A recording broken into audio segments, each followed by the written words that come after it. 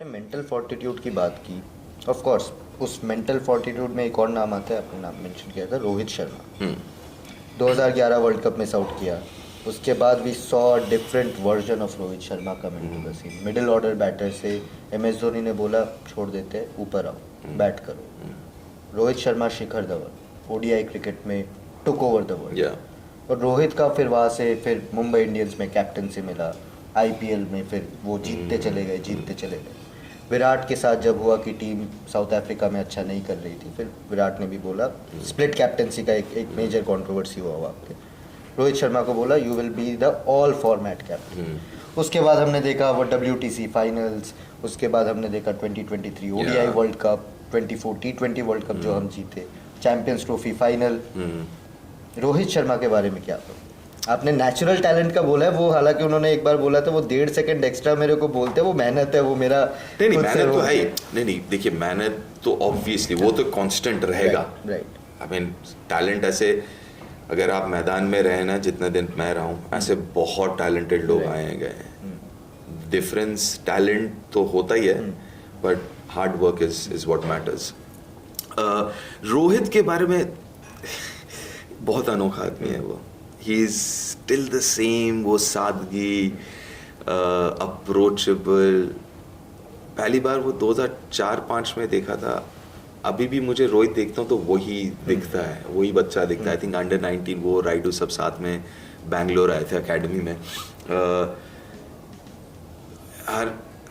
देखिए as a player ODI में मेरे ख्याल से is one of the best that India has produced, may be the world has seen, right. White ball में, लेकिन उनके कप्तानी की आपने जब बात की, प्लेयर तो खैर सबको पता है, बट कप्तानी उसका सबसे बड़ा legacy is how he is taught Indians to play white ball cricket. Batters की मैं बात कर रहा हूँ। 2022 में वो कप्तान थे, T20 वर्ल्ड कप हार गए, कुछ 160 बनाए, 10 विकेट से हारे पाकिस्तान से, 10 या 9 व्हाटएवर इट वाज। 10 ही था। रिजवान और बाबर ने बना दिए थे दुबई में, मैं था।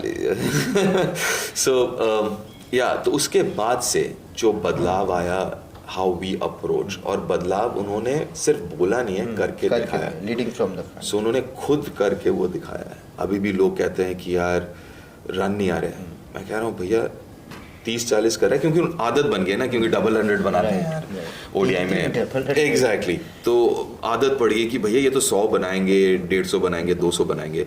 लेकिन उन्होंने वो कॉन्शियस डिसीजन लिया है कि भैया अगर मैं चाहता हूँ कि जो बच्चे हैं, अगला जनरेशन अगर इस तरीके से खेले तो मुझे करके दिखाना होगा। उसके चलते अगर 100 नहीं बनते हैं तो नहीं बनते हैं। हालांकि मैं ज़रूर चाहूँगा जो वो 30-40 बना रहे हैं वो 140-130 हो, लेकिन उस मोड पे वो जो खेल रहे हैं वो बहुत ज़रूरी है। अगर हम चैंपियंस ट्रॉफी की भी बात करें, लोग कह रहे हैं कि यार वो खड़े होके अगर खेल लें, भैया ये है कि बीच के ओवर में आपके रन बाउंड्री नहीं आएंगे, तो अगर आपको 10 ओवर में कोई 70 बना के दे रहा है, वो कुशन दे रहा है एक्स्ट्रा, वो एक हेड स्टार्ट आपको मिल ही रहा है। फिर उसके बाद मिडिल ऑर्डर के पास वक्त है कि अगर 2-4 ओवर थोड़ा देख के भी खेलना हो तो वो टेंशन में नहीं रहेंगे, क्योंकि आपने 10 ओवर में 70 बना दिए, वो स्टार्ट आपको मिल गया। तो मेरे ख्याल से व्हाट ही इज डन, वो मैं रोहित को याद रखूंगा, रोहित कप्तानी और उनकी लेगेसी को याद रखूंगा, not with the number of trophies that he has won, which he has won and hopefully will go on to win, लेकिन मैं याद रखूंगा कि जिस तरीके से उन्होंने बदला है वाइट बॉल क्रिकेट को, बैटिंग को इन वाइट बॉल क्रिकेट। इस बार ऑस्ट्रेलिया में था, 5 टेस्ट देखा, और पर्थ में जब वो 4th डे आए टीम में ज्वाइन किया, स्ट्रेट अवे पिंक बॉल के साथ प्रैक्टिस करना स्टार्ट किया, और बैटिंग हो नहीं रहा था। वो दिख रहा था कि ही ऑल्सो न्यू, उनको भी पता था कि नई टच में लग रहा हूँ मैं, but he kept on going, push किया अपने आप को, 1 घंटा, 1.5 घंटे, 2 घंटे के भी सेशंस किए।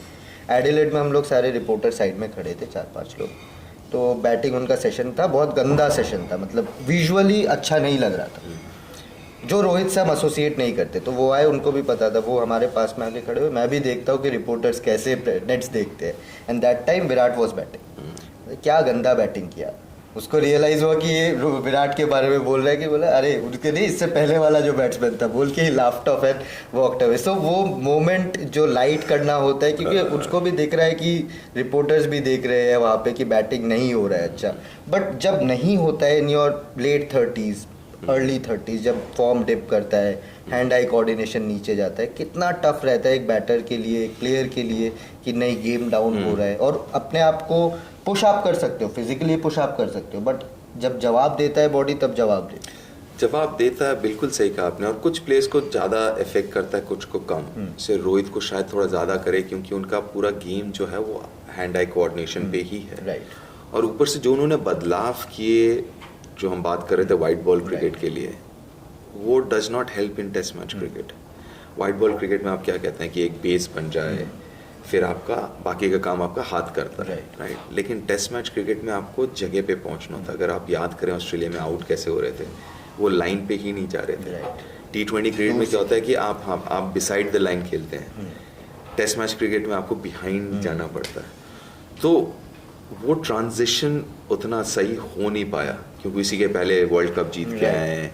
फिर T20 वर्ल्ड कप से सबसे बड़ा जो सीरीज था वो ऑस्ट्रेलिया ज़्यादा चैलेंजिंग था। तो मेरे ख्याल से वो ट्रांजिशन थोड़ा सा वक्त लगे उनको।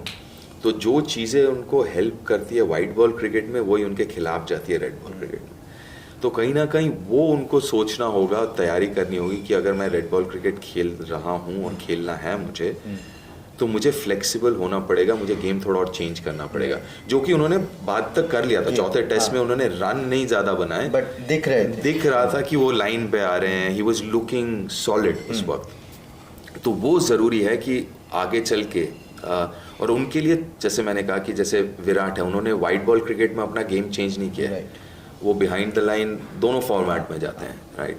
तो कहीं ना कहीं वो चीज़ जो है वो थोड़ा सा रोहित को सोचना होगा। और जब आजकल कमेंटेटर्स बोलते हैं, क्रिटिक्स लिखते हैं, रिपोर्टर्स लिखते हैं कि रोहित का टाइम शायद अब आ गया, कॉलम्स में हमें ओपिनियन कॉलम्स में ज़्यादातर देखने को मिलता है, क्या लगता है England tour is next India के लिए टेस्ट फॉर्मेट में? देखिए, मैं ये देखना चाहूँगा कि रोहित के अंदर भूख कितनी है टेस्ट मैच क्रिकेट की। क्योंकि जब आप इस मोड़ पे आ जाते हैं ना, जहाँ पे आपने इतना कुछ अचीव कर लिया है, आप लाइफ आपका सिक्योर्ड है, क्या आप उतना ही मेहनत करने के लिए तैयार हैं या उससे ज़्यादा? क्योंकि आप उम्र भी हो गया तो आपको ज़्यादा मेहनत करनी होगी physically and all of that. क्या आप तैयार हैं? तो वो रोहित को ही जवाब देना होगा। अगर उनमें भूख अभी भी उतना ही है जितना 5-6 साल पहले था, तो फिर वो मेहनत भी करेंगे उतना ही, और वो फिर दिखेगा भी, है। तो ये सवाल वही आंसर कर सकते हैं, वही अपने आप से पूछ सकते हैं।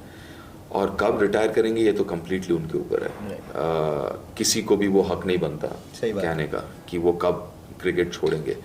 बट ये ज़रूर है कि टीम में नहीं रहेंगे, वो कॉल तो सिलेक्टर्स का है। और वो मेरे ख्याल से, I am not a selector, मुझे पता नहीं वो क्या करने वाले हैं, लेकिन मैं ज़रूर देखना चाहूँगा रोहित, चाहे वो काउंटी क्रिकेट खेले, इंडिया ए सीरीज़ है इंग्लैंड सीरीज़ के पहले, क्या वो इंडिया ए के लिए खेले 1-2 मैच। तो मैं वो भूख देखना चाहूँगा रोहित में, बस मुझे इतना है।